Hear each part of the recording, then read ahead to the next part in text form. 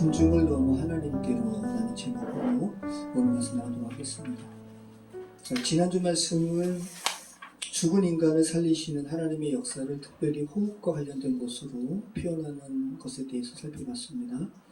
자, 성경이 특별히 신구약의 말씀이 새로운 창조를 죽은 자를 살리시는 하나님의 역사를 하나님의 숨을 불어넣는 것으로, 그래서 죽은 자가 새로운 그 숨으로 호흡하는 것으로 묘사하고 있다는 거 여러분 기억하시기 바랍니다.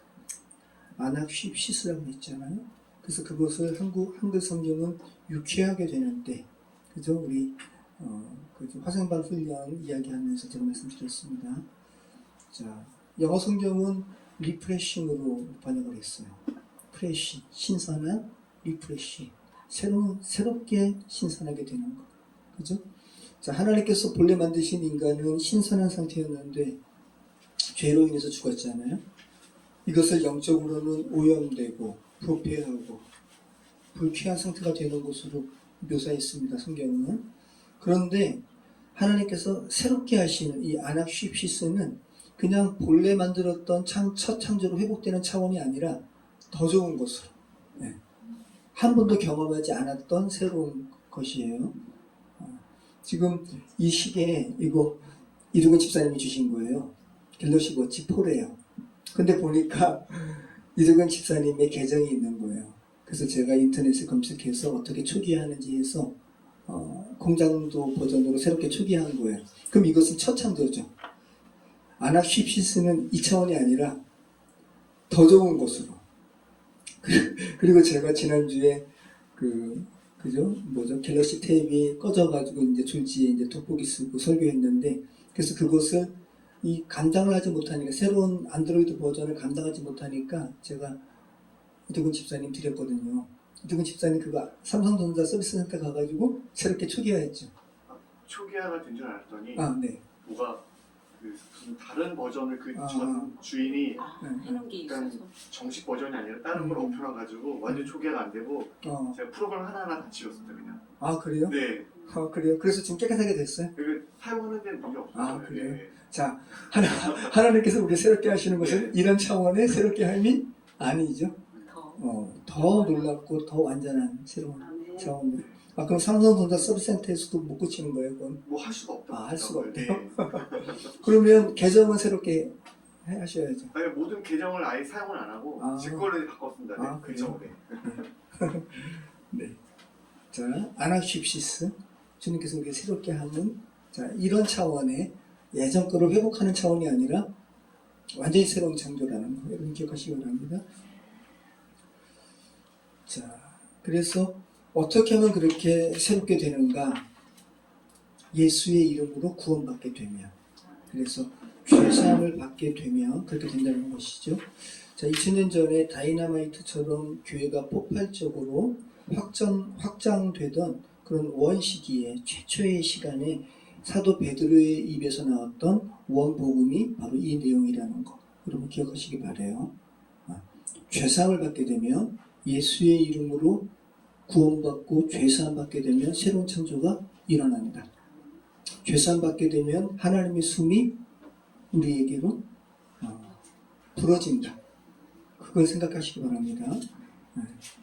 자, 그리고 우리가 지난주에 예수님과 관련해서 오실 선지자로 베드로가 설교한 부분을 제가 이렇게 그냥 넘어갔는데 잠깐 보시죠. 사도행전 3장 22절로 26절까지인데, 모세가 말하되 주 하나님이 너희를 위하여 너희 형제 가운데서 나 같은 선지자 하나를 세울 것이니 너희가 무엇이든지 그의 모든 말을 들을 것이라. 이거 신명기 18장 15절 말씀을 인용한 거거든요. 자, 모세가 이야기하는 나 같은 선지자를 주께서 세울 것이다. 이 선지자는 그냥 일반 사람 선지자가 아니라 예수님이라고 베드로가 이야기하는 거예요. 그러면서 누구든지 그 선지자의 말을 듣지 아니하는 자는 백성 중에서 멸망받으리라 하였고 라고 하면서 무엇이든지 그의 모든 말을 들을 것이라. 또 그 선지자의 말을 듣지 아니하는 자, 이 듣는 것과 관련된 단어가 있잖아요. 구약은 쏴마라는 단어고요. 히브리어는 쏴마고 헬라어 성경은 아쿠라는 단어인데 단순히 그냥 듣는 게 아니라 순종할 것을 이미 그 가운데 이렇게 이미 다짐하는 상태에서 듣는 거야. 내가 이 말씀 내 귀에 듣게 되면 나 순종할 거야.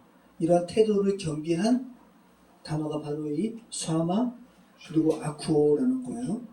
그냥 오실 선지자로 예언된 예수님의 말씀을 그냥 마이동풍처럼 그냥 흘려보내는 게 아니라 들으면 순종하는 이 들음에 대해서 베드로가 지금 안전뱅이를 낫게 하고 선포하는 메시지 가운데 이 들음에 대해서 말씀하고 있다는 거 여러분 기억하시기 바라요. 우리가 이 물티슈전도 하지만 얼마나 예수님 믿고 구원받으세요라고 하지만 그냥 마이동풍으로 그냥 네 하고 그냥 지나간 사람이 많아요. 그죠? 근데 그 중에서 어떤 사람은 정말 듣게 되겠죠. 지난주에 제가 물티슈 하나를 들고 밖에 있는데 바퀴 달린 그 전동 휠체어 타고 가시는 장애인이 계시는 거예요. 그래서 말씀을 전하고 예수님에 대해서 이렇게 전했거든요. 그분은 제가 느끼기에 그냥 흘려 듣지 않더라고요. 느껴지잖아요. 전하면 그죠? 정말 이렇게 듣더라고요. 자, 우리의 전함이 그냥 이렇게 그냥 전하는 것이 아니라 하나님의 섭리 가운데 주께서 택정하신 이에게는 정말 씨앗이 되는 그런 귀한 말씀을 증거하는 줄 믿습니다. 자, 우리 오늘 말씀 나누도록 하겠습니다. 자, 1절로 사도행전 4장 1절로 4절 말씀 같이 읽겠습니다. 사도들이 백성에게 말할 때 제사장들과 성전 맡은 자와 사두개인들이 이르러 예수 안에 죽은 자의 부활이 있다고 백성을 가르치고 전함을 싫어하여 그들을 잡음에 날이 이미 저물었으므로 이튿날까지 가두었으나 말씀을 들은 사람 중에 믿는 자가 많으니 남자의 수가 약 5천이나 되었더라. 자, 베드로와 요한이 나면서 안전뱅이 된 자를 예수의 이름으로 그죠? 예수님의 이름의 권세를 일으켜 세운 후에 정확하게 하늘과 땅의 권세를 가지신 예수님께서 베드로와 요한 안에서 역사하신 것이죠. 그래서 나면서 안전뱅이 된 자를 일으켜 세우셨어요. 그죠? 그리고 이 나은 사람이 너무 놀라가지고 걷기도 하고 뛰기도 하고 하나님 찬송하다가 그 다음에 베드로와 요한을 붙들었어. 와, 꽉 잡았다 그랬죠? 당신이 나를 고치셨습니다. 그랬더니 사람들이 막 우르르 몰려들고 거기에 대해서 베드로가 지난주에 살펴봤던 설교하고 있는 거죠. 이럴 때 일련의 무리들이 솔로몬 행각으로 뛰어오는 거야. 그죠? 사도들이 백성에게 말할 때 제사장들, 성전 맡은 자들, 사두개인들이 일련의 무리가 후두둑 뛰어와가지고 이들을 붙들었어요. 자, 여러분 당시에 한번 예루살렘 분위기를 연상해 보세요. 저희가 가끔 사진으로도 이렇게 보여드렸지만 예루살렘이 큰 도시가 아니에요. 그래서 학자들은 당시에 예루살렘 성 안에 25,000명에서 그 10배의 인구가 있을 것이라고 이렇게 예상하는데 그러니까 좀 막연한 거죠. 25,000에서 10배면 25만 명이잖아요. 그죠? 그러니까 이제 정확히 알 수는 없지만 최소한 25,000명은 넘었고 또 많으면 25만 명. 근데 이 중에서 오순절 성령 다락방 사건으로 인해서 3,000명이 그저 세례받고 오늘은 또 이 설교 듣고 믿는 자가 남자만 5,000명. 그러면 노약자 어린이 포함하면 이거 엄청난 거거든요. 그러니까 조그만 예루살렘이라는 도시에서 이거 엄청난 사건인 거죠. 그걸 기억해 보시기 바래요. 당시의 분위기를 여러분 생각해 보시기 바래요. 연상해 보시기 바래요. 예수라는 사람을 죄가 없음에도 십자가형을 치렀잖아요. 이들이 오늘 이 베드로와 요한을 붙들은 이들이에요.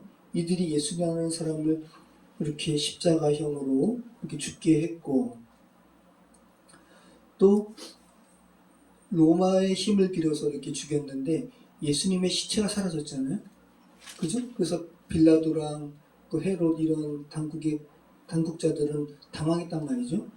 그리고 실제로는 예수님은 부활하신 것이고 이런 소문이 얼마나 예루살렘에 가득 찼을까요? 그죠? 예수님의 부활을 바울이 이야기하죠. 몇 명이 봤다 그래요? 500명. 500명이면 적은 수가 아니에요. 500명이 예수님의 부활을 봤어요. 이거 어디서 이야기합니까? 고린도전서 4장에서 이야기, 고린도전서 15장에서 이야기하죠. 한번 보실까요? 고린도전서 15장 4절로 6절. 고린도 교회에 보내는 바울의 서신이에요. 자, 이게 지금 오늘 고린도전서니까 바울이 회심한 이후고, 그리고 오늘 우리가 읽은 사도행전 말씀은 바울이 회심하기 전이에요. 그러니까 오늘 우리가 읽은 본문부터도 수십 년이 지난 다음에 바울이 전할 때도 예수님의 부활을 본 사람이 살아 있었다고 이야기하는 거거든요. 한번 보시죠. 장사 지낸 바 되셨다가 성경대로 사흘 만에 다시 살아나사 게바에게 보이시고, 게바가 누구예요? 베드로에게 보이시고 후에 12 제자에게와 그 후에 500여 형제에게 일시에 보이셨나니 그 중에 지금까지 대다수는 살아있고 어떤 사람은 잠들었으며. 자, 예수님의 부활을 본 사람이 물리적으로 500명이 넘었다고요. 그럼 이거는 부활의 소식을 감출래야 감출 수가 없는 거죠. 그러니까 예루살렘에 오늘 지금 베드로와 요한이 나면서 안전병이 된 자를 일으키고 또 설교할 때 이들을 잡으려고 이렇게 온 사두개인들, 제사장들, 성전 맡은 사람들은, 성전 맡은 자는 지금 너무 그냥 아마 공황 상태에서, 그죠? 예수님, 우리가 죽인 예수님이 결국은 죄 없다 그죠? 백부장이 아마 이런 감정을 들었을 수도 있고, 그죠? 예수님의 시체는 없어졌고, 부활하셨고, 그리고 부활했다는 이 소식을, 이 부활한 장면을 본 사람이 너무 많고, 그죠? 이런 가운데 또 솔로몬 행각에서 나면서 안진병이 된 자가 또 보고 당연히 들었겠죠? 그죠?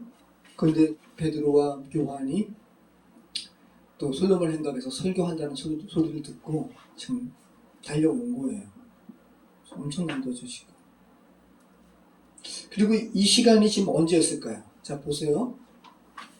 자, 예수 안에 죽은 자의 부활이 있다고 백성을 가르치고 전함을 싫어하여 그들을 잡음에 날이 이미 저물었으므로 그 이튿날까지 가두었으나. 자, 그럼 보세요. 제9시 기도 시간에 베드로와 요한이 성전에 올라가다가 나면서 안진병이 된 자를 고쳤잖아요. 제9시 기도 시간은 우리 시간으로 이야기하면 6을 더하면 된다고 그랬죠. 15시, 오후 3시.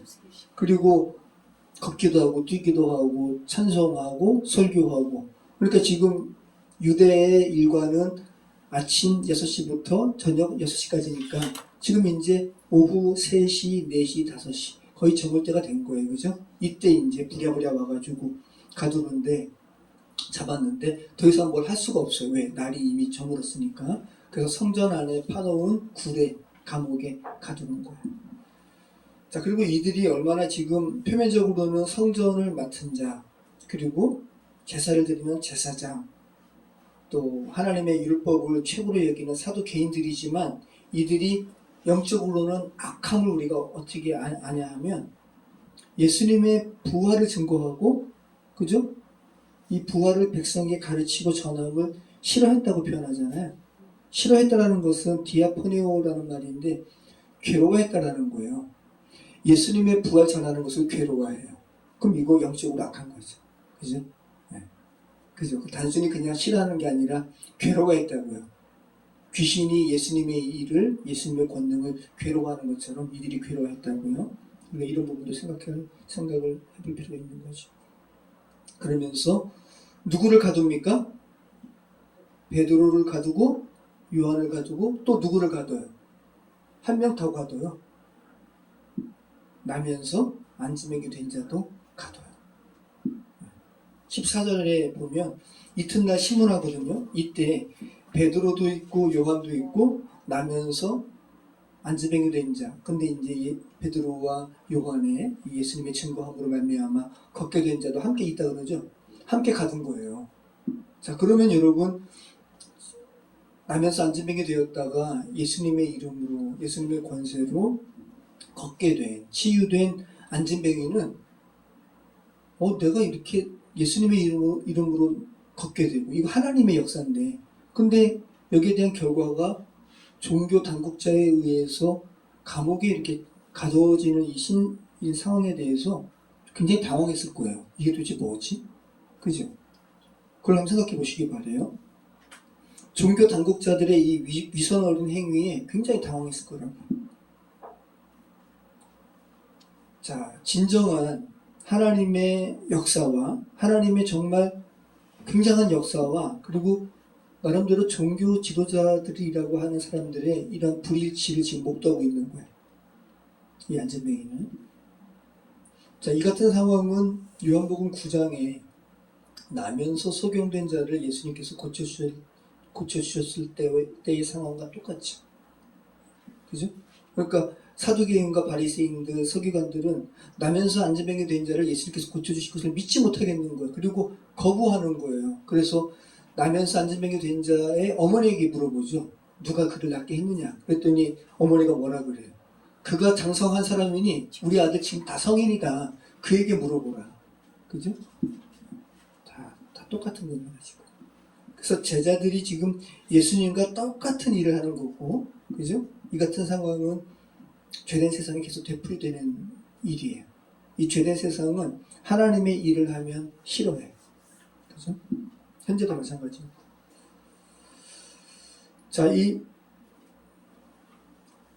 사도들, 그래서 베드로와 요한, 그리고 나면서 안전병이 된 자를 잡으러 온 사람들이 누구라고 이야기하는 거예요? 제사장들, 성전 맡은 자들, 그리고 사두개인들, 이렇게 세 부류를 정확하게 누가가 기록하고 있습니다. 자, 나중에 사도행전 6장 7절 말씀 보면 예루살렘의 제사장들 중에 예수님을 믿게 된 자가 많았다고 누가가 이야기합니다. 사도행전 6장 7절에 있어요. 한번 보시죠. 사도행전 6장 7절. 6장 7절. 사도행전 6장 7절. 같이 한번 읽어보겠습니다. 하나님의 말씀이 점점 왕성하여 예루살렘에 있는 제자의 수가 더 심히 많아지고 허다한 제사장의 무리도 이 도에 복종합니다. 네. 자, 성전 맡은 자는 어떤 사람일까요? 자, 성전 경비원들이 레위 사람 200명으로 이렇게 구성되었다 그래요.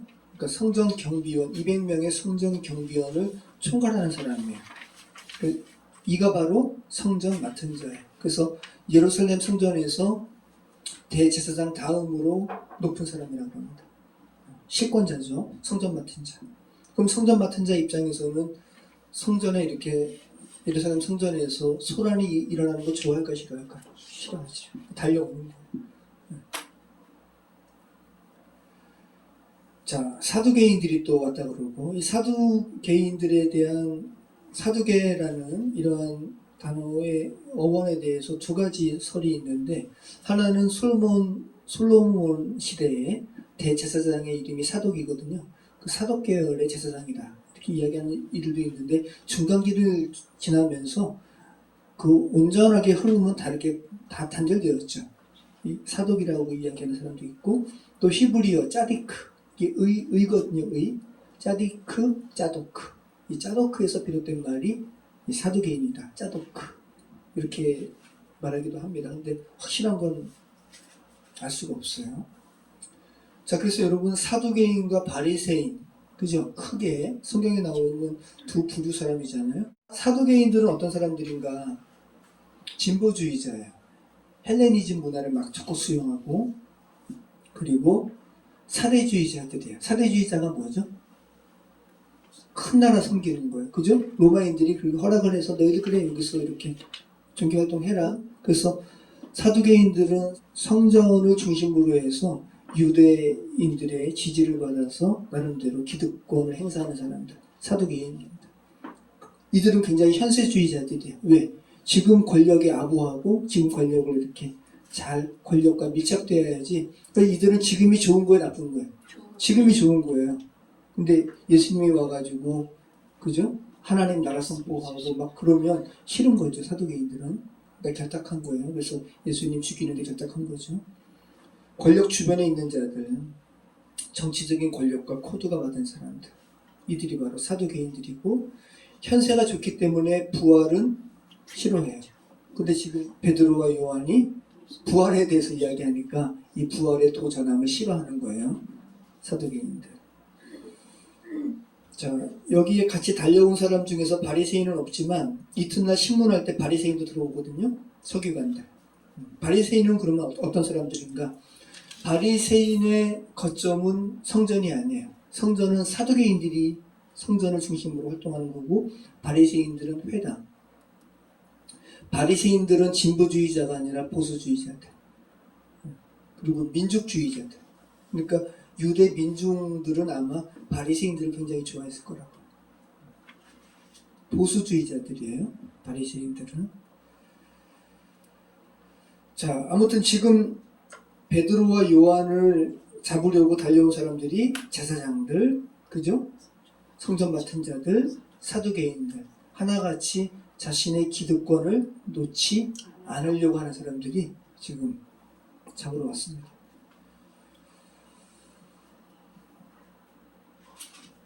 자, 말씀을 들은 사람 중에 믿는 자가 많으니 남자의 수가 약 5천이나 되었더라. 자, 여러분, 아까도 이야기했지만 예루살렘 이 상황에서 남자만 5천 명이나 되는 수가 예수님을 또 믿게 되는 이 상황 생각해 보시기 바래요. 이러한 상황을 사두개인들도 싫어하고, 그죠? 성전 맡은 자도 싫어하고, 제사장들도 싫어하고, 예루살렘 성전에서 그 전통적인 이러한 예배 행위로 밥 벌어먹고 사는 사람들은 싫어하는 상황에서 5천 명이나 새롭게 예수님을 믿게 되는 이 상황에 대해서 엄청난 중압감이 이들에게 이렇게 중압감으로 다가왔을 거예요. 그래서 하루의 일과가 전후 시간적인 이유도 있겠지만 우선 5천 명이나 되는 사람들이 베드로와 요한을 지금 지지하니까 이들에게 어떤 위해를 가할 수가 없는 거죠. 그래서 지목에 일단 가져온 겁니다. 그리고 그 이튿날 신문하는 거예요. 예수님이 갇힌 감옥일 수도 있어요. 어쩌면 지금 예수님께서 산헤드린 공회에 신문 당하는 것과 지금 똑같은 상황이거든요. 지금 5절로 7절이 지금 산헤드린 공회에 지금 이렇게 신문이 열린 겁니다. 공회가 헬라어로 산헤드린이에요.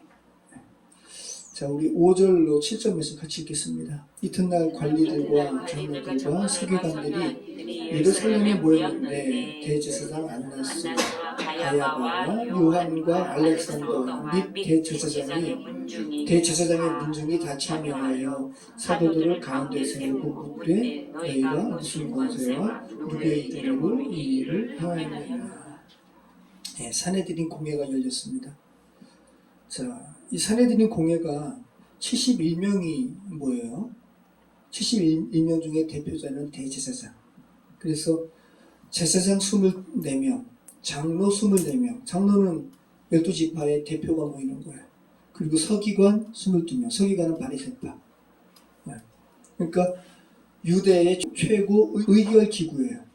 여기서 사형도 언도할 수 있어요. 예수님을 대제사장 또 이 산헤드린 공회에서 예수님을 죽이지 않고 빌라도에게 넘겼잖아요. 우리에게 사람 죽일 권한이 없습니다 하고 넘겼잖아요. 그런데 산헤드린도 사형할 권한이 있어요. 가늠한 여인 돌려쳐 죽이려고 그랬잖아요. 죽일 수 있는 거예요. 그런데 자기들 손으로 예수님을 피를 묻히고 싶지 않은 거죠. 왜? 민중들이 예수님 지지하니까. 아주 교활한 거예요. 그래서 정치적인 죽음으로 몰고 가려고 빌라도에게 넘긴 거라고요. 산헤드린은 안식일 또 축제일 제외하고는 매일 열렸다 그래요. 나름대로 재판 기구니까. 이스라엘도 똑같이 그 삼심이라 그래요. 일반적으로는 성문에서 각 고을의 장로들이 성문에서 재판하고 그 다음에 또 조그마한 산헤드린 가기 전에 또 하나의 재판이 성전 안에 있고요. 그 다음에 최고 세 번째가 산헤드린이. 자, 여러분 상상을 해보시기 바래요.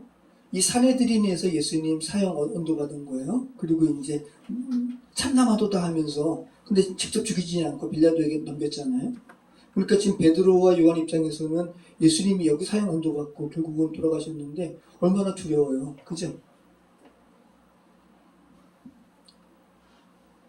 사형도 내릴 수 있고 때릴 수도 태형도 가할 수 있고 벌금형의 처벌을 할 수 있는 기관이 산헤드린. 자, 지금 누가가 당대의 사내들인 구성원 중에 2000년 전에 사내들인 구성원이에요. 그런데 이름을 지금 알리고 있어요. 대제사장 안나스. 대제사장 안나스는 주후 AD 6년에서 15년 동안 예루살렘 성전의 대제사장으로 재임했습니다. 그리고 5명의 아들들이 있었고 1명의 사위가 있었는데 1명의 사위가 가야바예요. 그리고 또 손주 1명이 있었는데 다 대제사장 삼았어요. 이 안나스가. 그러니까 기득권을 실권자라는 거예요. 한마디로 제가 이야기하는 말씀은. 자, 안나스. 그 다음에 가야바. 가야바는 안나스 장인에 이어서 대제사장직을 이어받은 겁니다. 주후 18년에서 36년까지 18년에서 36년까지 재임했다 그래요. 가야바. 자, 그리고 요한이 또 언급되죠. 요한은 안나스의 아들이라고 그러는데 가야바에 이어서 대제사장직을, 그러니까 매형인지 아니면 차남인지 매형일 수 있겠죠. 네. 가야바에 이어서 대제사장직을 이어받은 사람이 요한. 근데 알렉산더에 대해서는 아직 이렇게 고고학적으로 아직 알려진 바는 없다 그래요. 근데 분명히 의미 있는 사람일 거예요. 그러니까 누가가 정확하게 기록하는 거죠. 자, 아무튼 지금 누가가 기록한 이름을 통해서 누가가 이 사도행전을 읽는 사람들이 누가의 이 기록을 보면서 인식하기를 바랬던 것은 뭐라는 거예요? 예루살렘의 사내들인 공회의가 뭐라 그럴까요? 중립적이지 않았다고 이야기하는 거죠. 한 가문이 다 지금 독차지하고 있잖아요. 그죠? 그러니까 예수님의 죽음이 불의한 죽음이었다고 이야기하는 거예요. 그죠? 이들이 지금 얼마 전에 예수님을 십자가에 못 박아 죽인 장본인들이기도 하고 또 연이어서 베드로와 요한을 지금 죽이려고 처벌하려고 지금 신문하고 있는 거예요. 이유는 자신들에게 집중된 특권과 권세를 위협받을 수 있는 이 상황을 용인하지 못하기 때문에. 이거는 뭐 죄된 세상에 계속 반복되는 거죠. 여러분, 신안 염전노예 아시죠? 신안, 전라남도 신안군, 거기에 염전 있잖아요. 염전이 그렇게 고된 노동이잖아요. 근데 지금은 모르겠는데 아마 지금도 아마 있을 수 있겠죠. 지금도 염전 노예가 뭐예요? 이렇게 노숙인들 중에 약간 지적으로 조금 이렇게 부족한 사람들 월급 줄 테니까 일하자 해가지고 신안군에 데려간 거예요. 그리고 염전 노예 시키는 거예요. 근데 너무 고되는 거죠. 임금 주겠다 하고 임금 주지도 않고 도망가면은 때려서 다시 붙들고 폭력당하고. 근데 결국은 이게 지금 몇 번에 걸쳐서 이게 계속 이렇게 문제가 돼도 고쳐지지가 않았는데 제일 처음에 이게 문제로 불거진 게 왜 그래요? 염전 노예 생활 하던 사람이 이제 머리를 이제 깎아야 되니까 이발하라고 그 노예 부린 사람이 허용을 해가지고 이제 마을로 이발하러 가면서 경찰서로 간 게 아니라 이발소로 간 게 아니라 우체국 가가지고 자기 어머니한테 편지 쓴 거예요. 편지 써가지고 기자들 데리고 여기 좀 취재를 해야 된다. 이곳 경찰에 알리면 안 된다. 왜냐하면 여기는 배 타고 나갈 수도 없어요. 마을 전체가 한 통속이. 경찰까지 다 얽히고 설킨 거예요. 그러니까 요즘에 윤 대통령이 카르텔 이야기하는데 그 사람은 자기가 장모 카르텔 하면서 말도 안 되는 카르텔 얘기하는 거고 하나의 카르텔인 거죠. 신앙. 여기 지금 예수님을 그죠? 죽음에 내몰고 베드로와 요한을 지금 이렇게 붙든 사람들도 지금 나름대로 성전 카르텔이죠. 그죠? 참 어처구니가 없죠. 지금 베드로와 요한은 누구의 권세로 이 나면서 안전병이 된 자를 고친 거예요? 하나님의 권세로. 자, 하나님의 권세로, 그죠? 하나님 나라의 권세를 죄된 인간의 권세가 지금 신문하는 거예요. 그죠? 아이러니하죠. 지금 사내들인에서 지금 이야기하는 거는 이건 거죠. 야, 내가 너희한테 이렇게 민족들을 가르치거나 기적을 행할 권세를 우리가 허락하지 않았는데 누구의 권세로? 이를 낳게 한 거냐? 이 사람이 낳은 거는 부정할 수 없어요. 왜? 멀쩡히 서가지고 바로 옆에 있으니까. 그죠? 이들이 지금 이야기하는 거는 예수님께서 이들을 낳게 한 그 기적의 의미에 대해서는 궁금해하지 않고 그냥 단순히 자기의 기득권이 계속 침해당할까봐 여기에 대해서 지금 방어하고 있음을 우리가 알게 되는 거예요. 안타깝죠? 시야가 한 부분에만 꽂혀 있으면 전체를 못 봐요. 그죠? 이들은 지금 자기의 기득권에만, 결국 썩어 없어질 기득권에만 지금 이렇게 매몰돼가지고 하나님의 역사를 지금 못 보고 있는 거예요. 이것을 보면, 그죠? 세상 권세와 물질이 없이 태어난 게 감사하죠. 저는 가난한 게 감사해요, 오히려. 가난했기 때문에, 그죠? 더 하나님의 복에 대해서, 그죠? 하나님 나라의 그런 진짜 귀함에 대해서 추구하게 되고, 그죠? 부자들은 지금 현재가 뭐 좋은데요? 그죠? 추구하지 않을 거 아니에요. 세상적으로는 그 권세와 물질로 인해서 잘 살았을지 모르지만 그것들이 오히려 장벽이 되어가지고 참된 삶의 진리를 못 보는 경우가 많잖아요. 마음 아픈 사건이지만 그 삼풍백화점 무너져가지고 많은 사람들이 죽고 그 이준 그 회장의 아들이 이한상 사장이잖아요. 그 아버지 이준 사장님한테 기자들이 물었습니다. 왜 이렇게 무너질 거 알면서 사람들 대피시키지 않았습니까? 라고 했을 때 이준 회장님이 기자 양반 하루 이 백화점의 매출이 얼마인 줄 아냐고 그 얘기한 거죠. 그리고 이제 이준 회장님도 감옥에 복역했고 그리고 출소해서 돌아가셨어요. 그리고 이한상 씨 그때 사장이었는데 이한상 씨가 얼마나 그 마음에 죄책감이 많겠어요. 선교사 됐어요. 선교사. 몽고 선교사.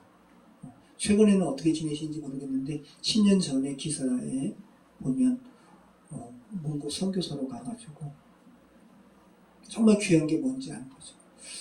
근데 참 그분의 내면이 얼마나 고통스러울까요, 그죠? 자, 우리 8절로 12절 말씀 같이 한번 읽어보겠습니다. 8절로 15절, 12절.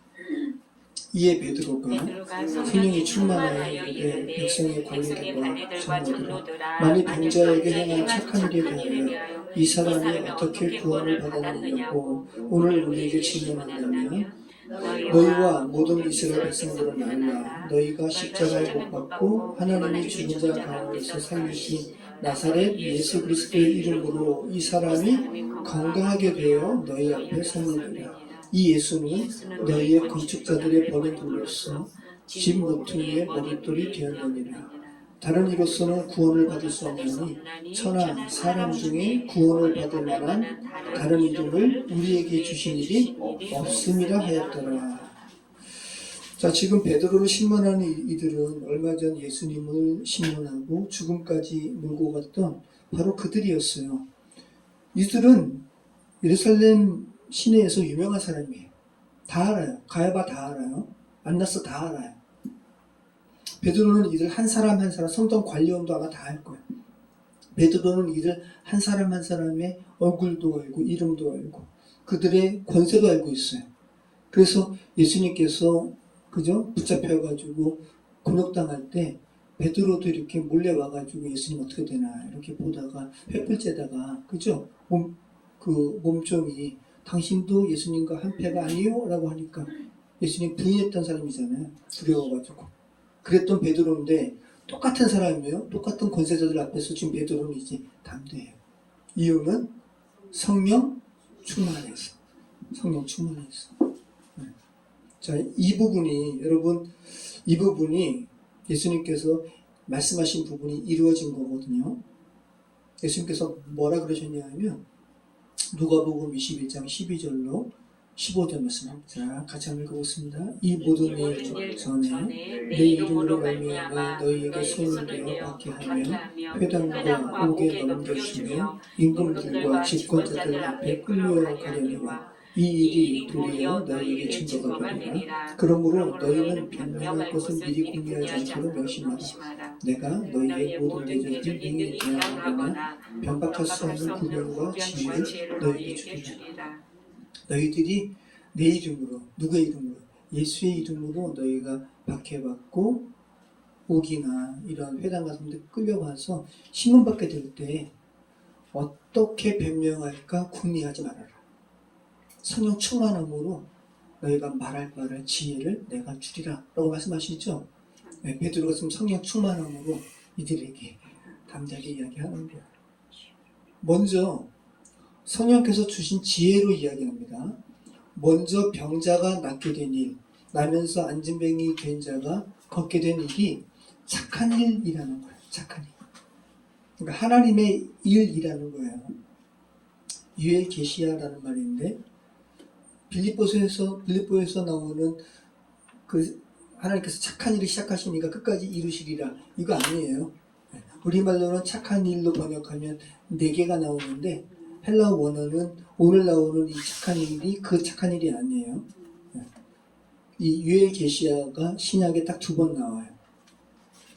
자, 디모데전서 6장 2절에 나옵니다. 오늘 이 착한 일이 디모데전서 6장 2절 같이 한번 읽어보겠습니다. 디모데전서 6장 2절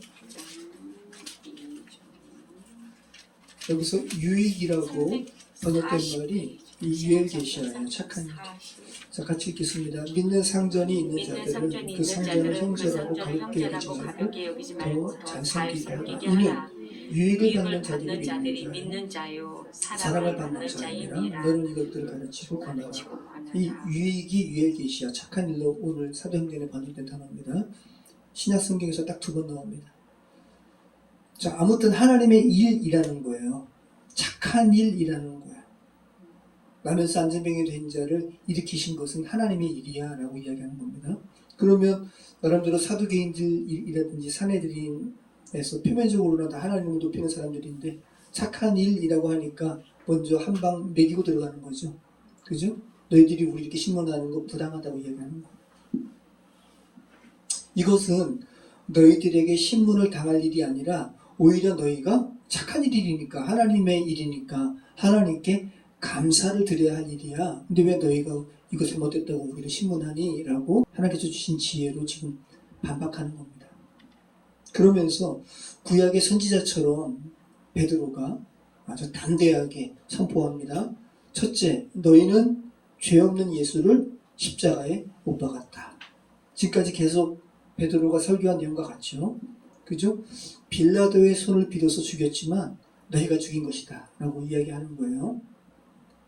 둘째, 하나님께서 그 예수를 죽음에서 살리셨다. 부활시키셨다. 라고 지금 분명히 말씀하고 있는 거예요. 세 번째, 나사렛에서 태어나신 예수님은 유대인들이 그토록 대망했던 기름 부은 자 메시아시다. 이 메시아가 헬라어로 그리스도입니다. 그래서 나사렛 예수 그리스도의 이름으로 일어나 걸어라 라고 이야기하는 거예요. 넷째, 예수님께서 바로 짐 모퉁이의 머릿돌이다. 근데 너희들은 그것을 모르고 그를 버렸다. 근데 그 버린 그 모퉁이돌을 하나님께서는 집에 모퉁이돌로 세우셨다라고 말씀하시는 거예요. 시편 118편 22절을 인용한 겁니다. 다섯째, 예수님께서 온 인류의 구세주라고 구원을 받을 만한 이름을 다른 사람에게 주신 바가 없다라고 예수님의 구세주 되심을 분명히 이야기하고 있어요. 그죠? 12절 말씀이죠. 다시 한번 읽어보겠습니다. 다른 이로서는 구원을 받을 수 없나니 천하 사람 중에 구원을 받을 만한 다른 이름을 우리에게 주신 일이 없습니다. 자, 여러분, 구원에 관하여 성경은 독선적으로 표현하고 있어요. 이것을 죄된 세상 사람들은 왜 기독교만 구원이 있다고 이렇게 독선적으로 이야기해? 라고 말을 많이 하잖아요. 그죠? 구원은 독선적일 수밖에 없어요. 왜? 물에 빠져 죽어가는 이에게 던져진 이 밧줄은 독선적이에요. 그죠? 이거 외에는 자기가 구원받을 수 있는 다른 게 없으니까 구원은 독선적이라고요. 거기서 분명히 성경은 말씀하고 있습니다. 구원에 관해서 독선적으로 표현되는 것은 그만큼 절대절명의 위급한 상황을 대변하고 있는 거죠. 자, 성경은 구원에 관해서 다원주의적인 이런 주장을 철저하게 거부하고 있다는 거. 창세기부터 요한계시록까지 오직 하나의 길, 예수 그리스도로 말미암은 구원에 대해서만 이야기하고 있다는 거. 창세기 3장 15절의 원시복음의 기사부터, 그죠? 하나님을 만나는 약도라고 할 수 있는 출애굽기의 성막, 그죠? 그리고 요한계시록이 이르기까지 오늘 베드로의 설교도 포함해서 유일한 구원의 길 예수 그리스도에 대해서만 이야기하고 있다는 거. 예수님도 자신에 대해서 나 외에는 아버지께로 갈 자가 없다고 말씀하셨다는 거. 내가 곧 길이라고 이야기하고 계시다는 거.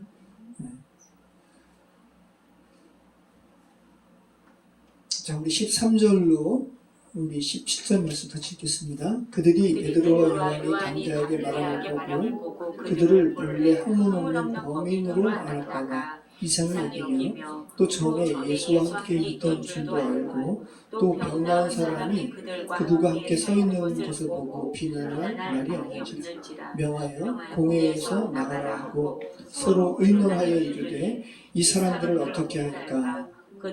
그들로 말미암아 유명한 표적을 하는 것이 예루살렘에 사는 모든 사람에게 알려졌으니 우리도 부인할 수 없는지라. 이것이 민간에 더 퍼지지 못하게 그들을 위협하여 이후에는 이 이름으로 아무에게도 말하지 말게 하자.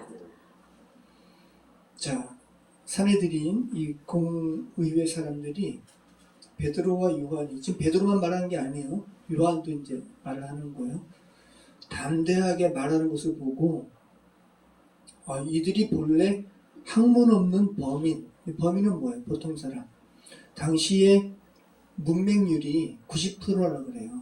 10%만 글 쓰고 책 읽고 이랬다 그러는데, 근데 이게 여기 학문 없는 범인이라는 말이 그러니까 문맹자라고 여긴 게 아니라 이들은 랍비 교육을 받지 않은 사람들인데 라는 말이에요. 이 말이에요, 여러분.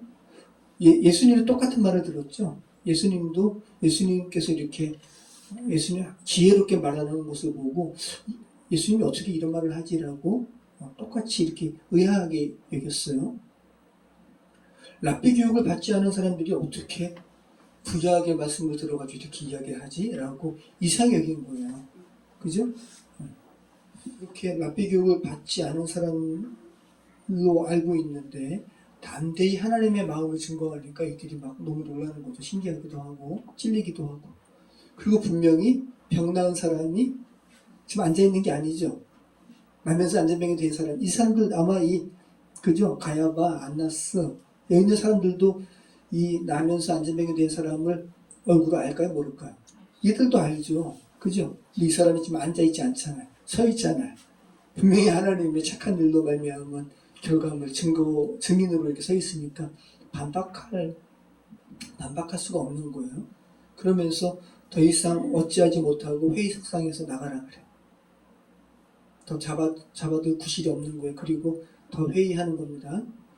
그 회의하는 내용이 17절이죠. 민간에 더 퍼지지 못하게 그들을 위협하여 이후에는 이 이름으로 아무에게도 말하지 말게 하자. 이게 그들을 내보낸 다음에 그 안에서 회의한 내용이에요.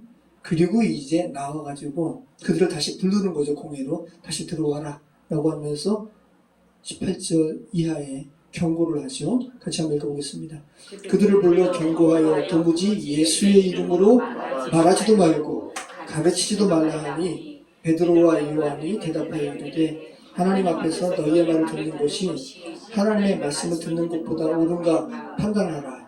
우리는 보고 들은 것을 말하지 아니할 수 없다 하니 관리들이 백성들 때문에 그들을 어떻게 처벌할지 방법을 찾지 못하고 다시 위협하여 놓아주었으니 이는 모든 사람이 그 된 일을 보고 하나님께 영광을 돌리니라. 이 표적으로 병난 사람은 40여 세나 되었더라. 자, 그 의논의 결과를 지금 이제 불러가지고 경고하죠. 경고로 번역된 말이 뭐냐면 파랑겔로라는 말인데, 여러분 어떨 때 경고예요? 지금 경고다. 한 번 더 또 걸리면 너 혼난다. 그죠? 이 경고잖아요. 파랑겔로. 그래서 위반하면 우리가 지금 경고하는데 너희 풀어는 줄 거야. 근데 다시 한 번 또 똑같은 걸로 잡히면 너희 그때 처벌받을 거야. 이게 파랑겔로예요. 경고예요. 그러니까 사내들인 공유회가 두 사도들에게 내린 경고가 어떤 내용이죠? 다시는 예수님의 이름을 전파하지 말라. 그죠? 이전에 베드로 같았으면 알겠습니다 하고 그저 감사합니다 하고 도망갔을 건데, 이제는 베드로가 그런 사람이 아니죠. 베드로는 결국은 나 예수님처럼 똑같이 십자가에서 죽을 수 없다 하고, 그죠? 거꾸로 이렇게 매달려서 숨겼다 그러잖아요. 이미 성령 충만한 사람이에요. 자, 베드로가 뭐라 그래요? 말도 안 된다. 너희의 명령보다 하나님의 명령을 따르는 것이 더 중요하다. 네. 이제 너희가 말하는 바는 우리가 지킬 수가 없다. 베드로의 말이 굉장히 지혜 있는 말이에요. 유대교는 이 사내들인도 마찬가지고, 사내들이는 결국은 종교적인 기구니까 하나님, 그러니까 자신들의 말하는 권위 이 뒤에는 하나님의 권위가 있는 거 아니에요. 그죠? 하나님의 말을 지키는 것이 최우선이에요. 그죠? 그 지금 베드로가 그냥 지혜 있게 이야기하는 거라고요. 하나님의 말씀을 듣는 것이 가장 중요하다. 베드로가 지금 이렇게 이야기하는 거죠. 사내들인의 이 원리를 자신과 공회원들에게 적용시키고 있는 거예요. 자신이 듣고 본 일, 그리고 하나님께서, 예수님께서 자신들을 통해서 이 나면서 안진병이 된 자를 일으키신 이 일은 하나님의 일인데 전하지 않을 수가 없다. 할 말 없는 거예요. 그죠? 공회원들 사람들은, 사내들이니 이제 할 말이 없는 거예요. 너희가 한번 판단해 봐라. 너희 사람들의 말을 들을 거야? 하나님의 말을 들을 거야? 너희도 하나님의 말을 들으라고 우리에게 가르치지 않느냐? 우리가 지금 그런 상황인데? 라고 지금 베드로가 이야기하는 거죠. 그러니까 성령께서 지혜 내려주시고 담대함을 주시고 이렇게 이야기하는 것임을 우리가 알게 돼요. 그러니까 사내들인 사람들이 겉으로는 아무 말도 못하는 거죠. 근데 속으로는 부글부글한 거죠. 아, 이놈도 죽여야 되는데. 근데 어쩔 수가 없는 거예요. 처벌하고 싶고 혼내고 싶지만 하나님의 일로 말미암아 일어선 이도 여기 있고, 또 이 사건으로 말미암아 하나님을 이 일을 믿게 된 자가 너무 많으니까 이를 어쩔 수 없이 방면하게 되는 거예요. 자, 오늘 본문에서 여러분 베드로 또 사도, 그죠? 베드로와 요한을 위시한 이 사도들과 이 사내들인 사람들과의 가장 큰 차이는 어떤 거예요? 오늘 우리가 제목 삼은 거예요. 군중을 넘어 하나님께로. 이들은 사람들을 의식했어요. 근데 베드로는 사람들을 의식하지 않고 이제 하나님을 의식하게 된 거예요. 여러분, 바리새인과 사두개인들 모두 민중들의 지지를 먹고 사는 사람들이, 이렇게 초점이 군중에 가 있기 때문에 군중을 넘어서 하나님께로 시선을 옮기지 못했어요. 자꾸 우리는 군중에서 나와서 하나님과 독대하려는 그런 의식을 가져야 돼요. 오늘 본문은 우리에게 귀한 지침을 줍니다. 우리 삶에 여러 가지 일들이 있습니다. 너의 결단과 판단이 사람들을 의식하는 것이냐, 그죠? 아니면 하나님을 의식하고 있는 것이냐. 이 부분을 온전하게 정리할 때 아버지의 뜻을 온전히 우리 삶에 추구하고 이루어드리는 우리의 삶이 될 줄 믿습니다. 성령 충만한 가운데 아버지의 뜻을 잘 분별하시는 저와 여러분의 삶이 되었으면 좋겠습니다. 기도하겠습니다.